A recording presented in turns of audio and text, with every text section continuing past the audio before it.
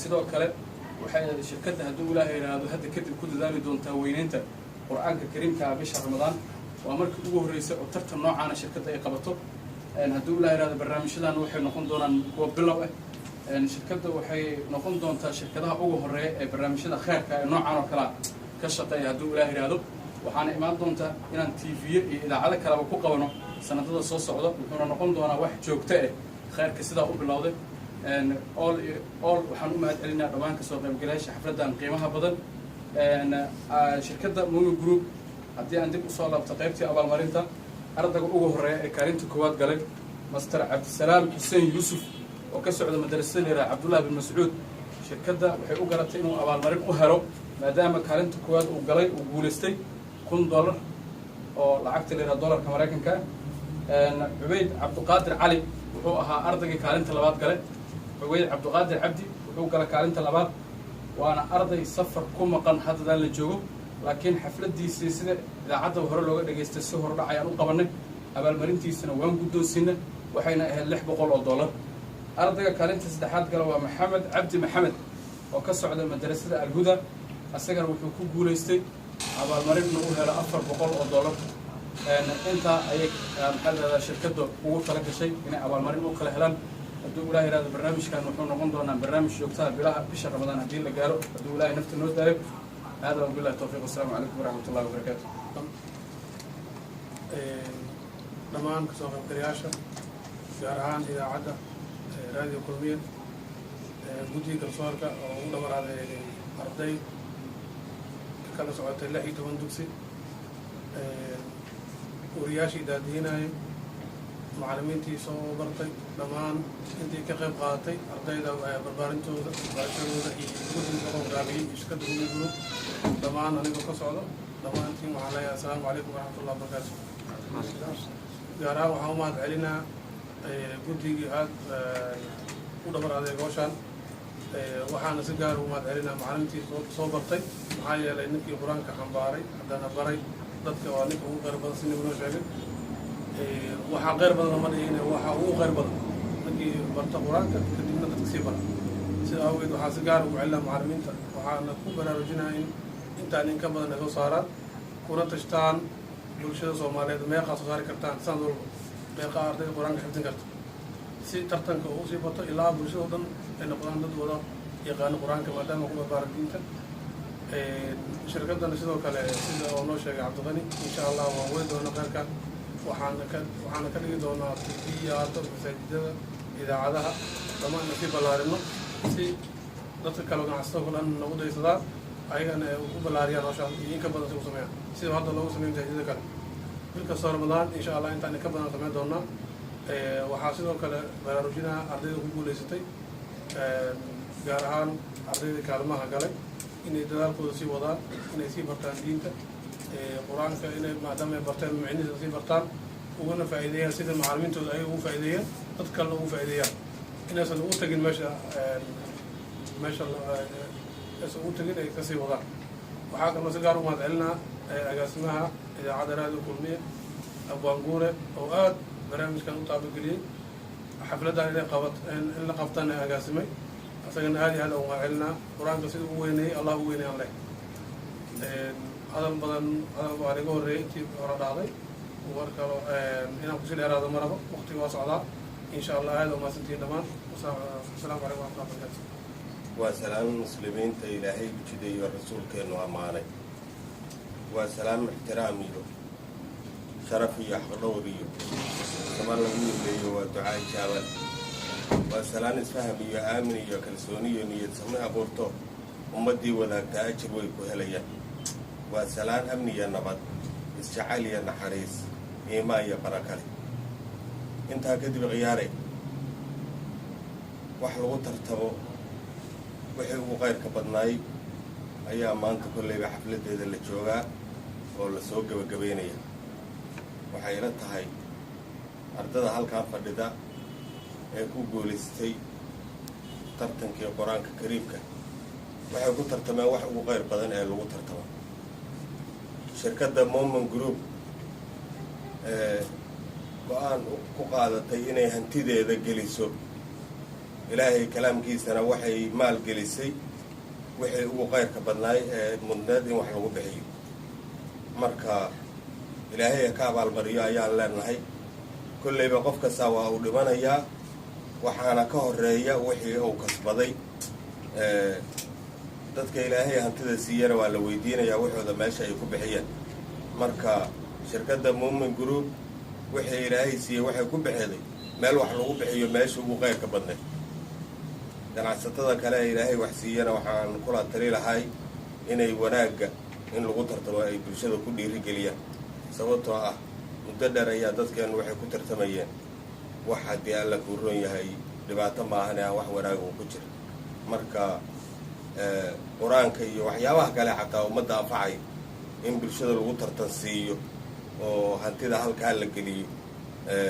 taas ayaan kula talinayaa shirkadaha kale oo ay ku darsadaan shirkadda Muumin Group bishii Ramadaan aad ogeydeen haddii alla kuu roon yahay tartankii qur-aanka kariimka 114 lagu tartamay iyo sida ay u maalgelisay sida ay u garab taagnayd sida ay u dhiirigelinaysay lacagta ay sheegeen oo ay bixinayaan waxaa ka tiro badnaay oo ka qarash badnaay hadiyadaha kale ee ay ku dhiirigelinayaan haddii alla kuu roon yahay ardadii ka qayb gashay waan uga mahad celinaynaa ilaahay inuu ka abaalmariyana waa uga baryaynaa sababtoo qof kasta waa uu socdaa waxaa la yidhi sakaraad xanuun liyo xayaatada baxeediyo ii la isku xooriyo laba xarar iyo fuustiyo xabaal bayna sugaysee intaan mawdku xaadirin qof walba is xisaabi xaasibu anfusakum qabla an tuxaasabu marka inta ilaahay wax siiyey intaan la xisaabin bal inay isxisaabiyaano waxooda ay ku bixiyaan meel qayr badan sida haddii alla kuu roon yahay walaalaheenna Muumin Group Company meesha ay ku bixiyeen in lagu bixiyo waana uga mahad celinaynaa dadaalka ay ballan qaadeen inay sii wadi doonaan oo ay sii ballaarin doonaan weliba waxaan ku tali lahaa inaan lagu koobin bisha Ramadaan keliya oo haddii alla kuu roon yahay sanadka mar kasta oo fursad la helaba ay taabageliyaan marka waxaan kusoo gabagabeynayaa intaas waa mahadsantihiin wasalaamu calaykum waraxmatullaahi wabarakaatu ardayga sagaalinta kuwaad galay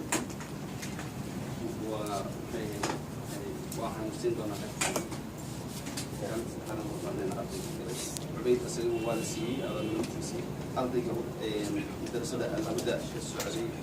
محمد عبد محمد عالم تسليحات كذا محمد يا الدرسين يا المنتسي محمد هروس عبد السلام عليكم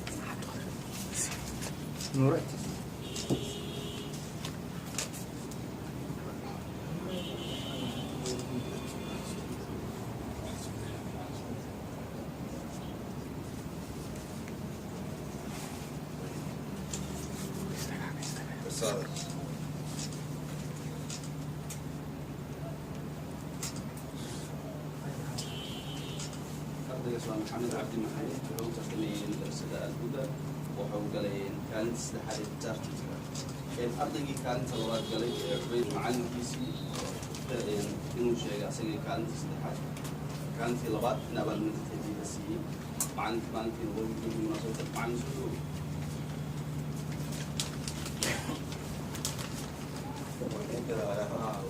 كانت في لغات نفرات كانت والذي فرمري عدو طارة سوق بسلوك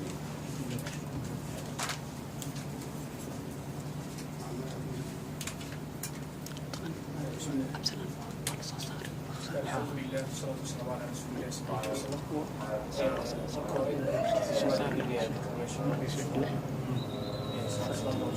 السلام عليكم ورحمة الله وبركاته. شركة مالك الإنسي برنامج ثاني واقع قريب كامبينيز في عادي خواتي عادي كوبية مجال المنتشر. أنا جو كم من المدارس مجال الكوبية طبعا الحكيم مهني هذا المدرسة تفتن كان قبلهن اللي هي مدرسة تقرب شباب وكاملين كل نصيب كنا ويجري ذلك كنا كمان مرني وحنا كمين نقلي أدي سدح الدور رئيس الإسلامي كسدح الدور رئيس كابات كلمات منهم أرجع تنجيب وها عبيد عبد القادر عبدي أنا بنجري عبيد لبص الكور بوكيم درجة الجنسية كان عن وضع الجديد madrasada markuu imaanayay wuxuu qur-aankii halkaas kaga soo gaaray 5 juz oo kale madrasada uu ka ambaqaaday muddo 2 sano ayuu dhiganayay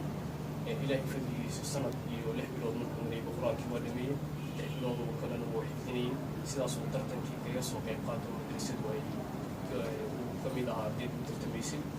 dhowr tartan bay ka qayb gashay madrasadu Cubayd tartankaas kadib waxaa uu soo galay safar degdeg oo isla meeshii uu ku laabtay ah marka idaacaddii waa u bandhignay in ay codsi ah in ay noo soo horumariyaan shirkaddii laftigeeda marka waxay isla garteen shirkaddii idaacaddiiba inay xaflad yar oo kooban ay noo qabtaan maalintii jimcada u dambeysay ramadaanki waana lanoo qabtay oo xafladdaas iyada aan isku weligay ramadaanka ugu dambeeyey ardaygaasi kaalinta labaad ayuu galay Cubayd Cabdiqaadir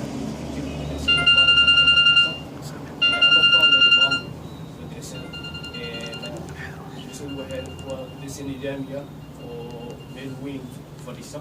10 galaas ka kooban oo macallin ay joogaan maamulna leh oo madrasa ka duwan madrasooyinka quraanka iyo magaalada ku yaala oo gaar ah marka anoo maamulka waxaan hore u qaadanay $600 oo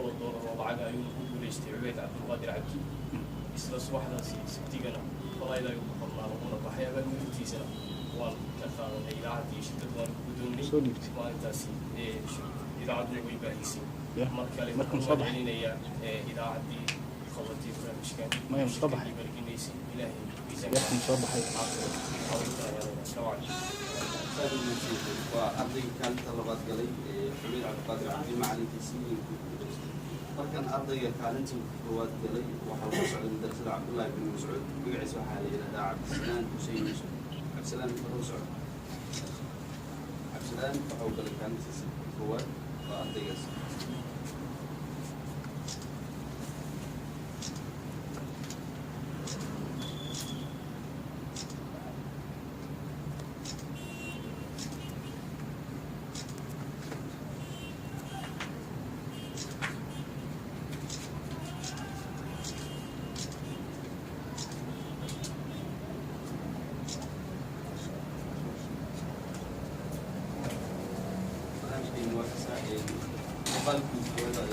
ardayda iyo macallimiinta iyo maamulka idaacadda.